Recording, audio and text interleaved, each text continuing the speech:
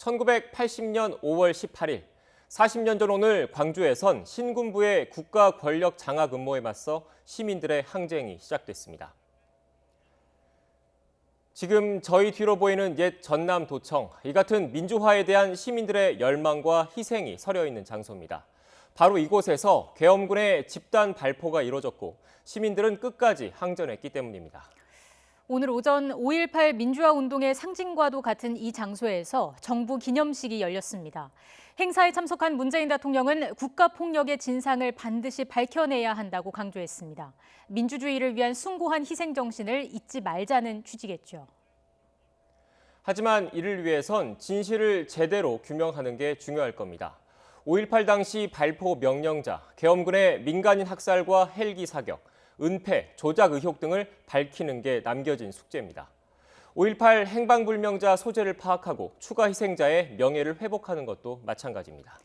자, 그럼 오늘 5.18 민주화 운동 40주년을 맞은 광주 현장 연결해서 자세한 내용 알아보겠습니다. 나현우 기자. 네, 국립 5.18 민주묘지에 나와 있습니다. 네, 올해가 5.18 40주년이기 때문에 의미를 더하는데요. 그곳 분위기 어떻습니까? 예, 그렇습니다. 5.18 40주년이 되면서 이곳 민주묘지에는 유족과 추모객들의 발길이 이어지고 있습니다. 이 참배객들은 이 묘지 곳곳을 살피면서 헌화하고 추모하는 모습입니다. 또 5.18의 상징 가운데 하나인 민중항쟁 추모탑 아래서 분향하고 참배하는 시민도 줄을 잇고 있습니다. 광주광역시가 오늘을 지방 공휴일로 지정하면서 일반 시민들의 발길이 눈에 띄게 많아졌습니다. 문재인 대통령을 비롯한 정치권 각계각층의 방문도 잇따르고 있습니다. 국립 5.18 민주묘지는 매년 정부 기념식이 열리던 곳이었습니다. 하지만 올해는 5.18 최후 항쟁지인 옛 전남도청으로 행사 장소가 옮겨졌습니다. 옛 도청 앞 행사는 오전 10시에 시작돼서 1시간 정도 진행되는데요.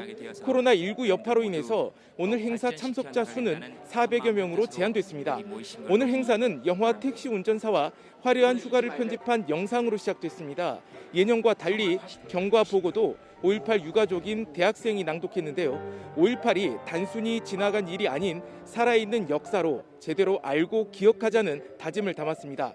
지난 2017년 이후 5.18 기념식에서는 5.18로 인해 소중한 가족을 잃은 평범한 사람들의 사연으로 시대적 아픔을 공감하고 울림을 전달하고 있는데요. 이번 기념식에도 결혼해서 전남 담양으로 이주한 뒤 2년 만에 발생한 5.18로 인해 남편을 잃은 70대 유족의 이야기가 담겼습니다. 모든 일정은 임을 위한 행진곡 재창으로 마무리됐습니다.